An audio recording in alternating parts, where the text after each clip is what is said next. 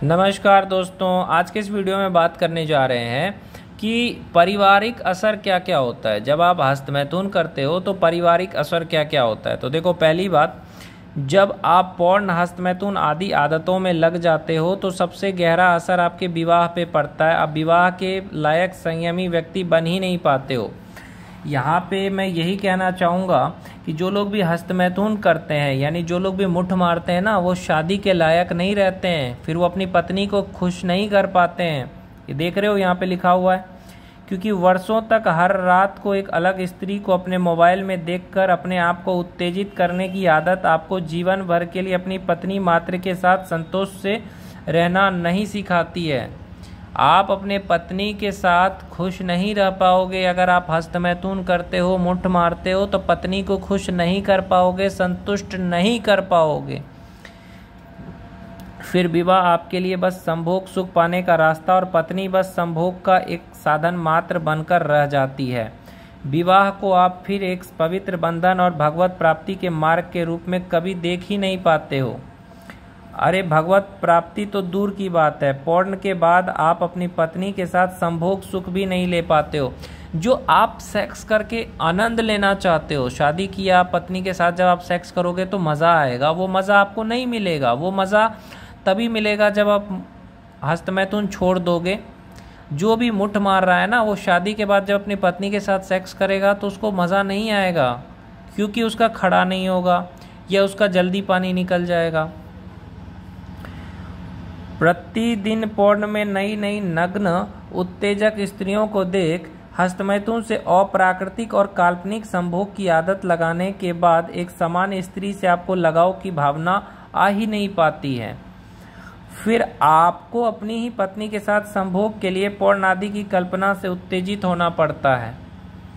और चलो, लगाव भावना आ भी गई तो भी क्योंकि आपने अपनी हथेली की कठोर त्वचा से जीवन भर मैथुन किया है। जब आप अपने हाथ से, आपका हाथ कितना कठोर है, उससे जब आप पकड़ते हो तो क्या होता है कि आपकी जो हथेली की कठोर त्वचा है, उससे जो जीवन भर मैथुन किया, तो दुनिया की किसी भी स्त्री की योनि यह आपके लिए संवेदनशील नहीं लगेगी या फिर असहाय रूप से अति संवेदनशील लगने लगेगी।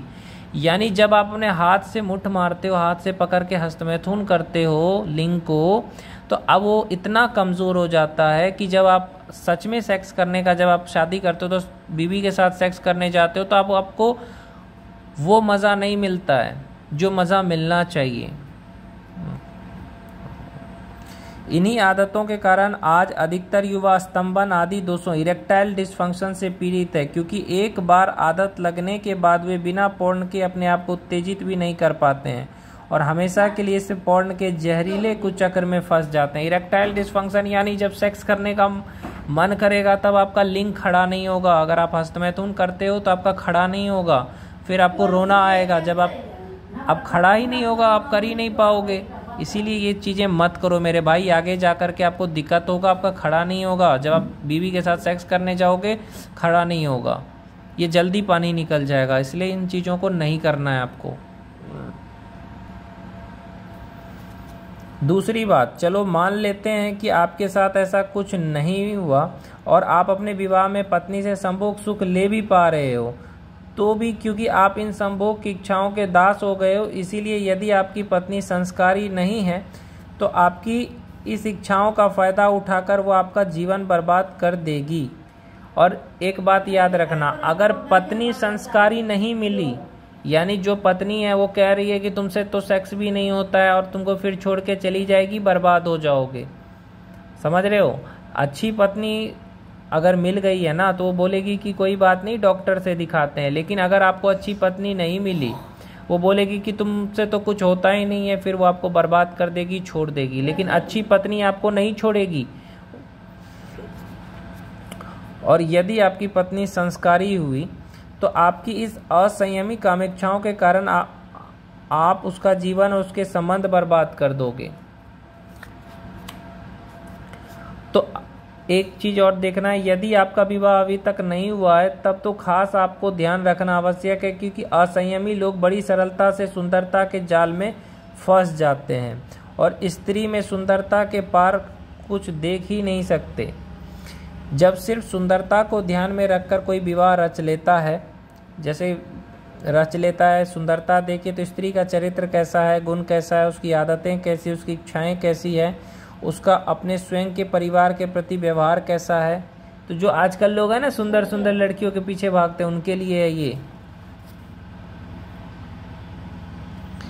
तो ऐसे में वह पुरुष शुरुआत में कुछ दिन तो अवश्य खुश रहता है, परंतु उसके बाद जीवन भर के लिए पछतावा करता है। देखते हो नीले ड्रम में डाल देती है।